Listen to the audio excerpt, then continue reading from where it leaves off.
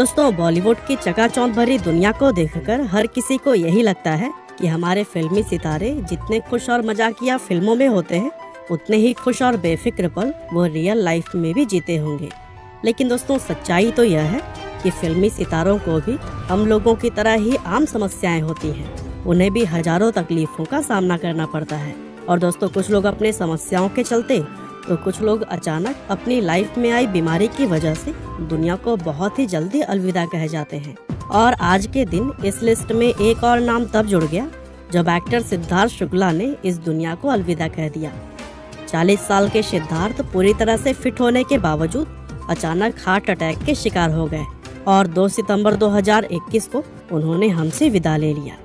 वैसे सिद्धार्थ का जन्म 12 दिसंबर 1980 को मुंबई महाराष्ट्र के एक ब्राह्मण फैमिली में हुआ था, लेकिन उनका परिवार इलाहाबाद यूपी का रहने वाला था।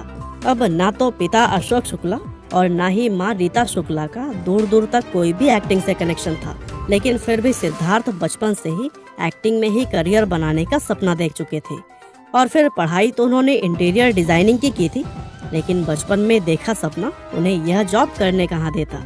इसीलिए एक्टिंग में करियर बनाने के लिए उन्होंने 2004 से मॉडलिंग की शुरुआत कर दी। लेकिन दोस्तों, उन्हें कामयाबी मिलनी तब शुरू हुई जब उन्होंने टीवी शोज में काम करना शुरू किया।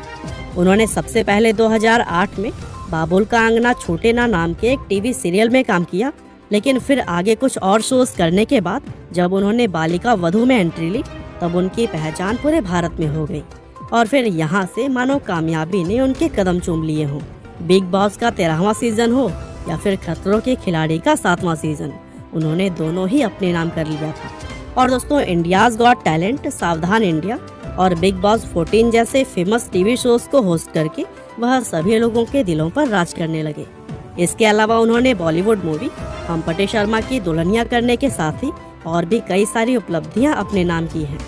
लेकिन अब जब अचानक से वह इस दुनिया को अलविदा कह गए, तब उनके फैंस पूरी तरह से शॉक्ड हैं।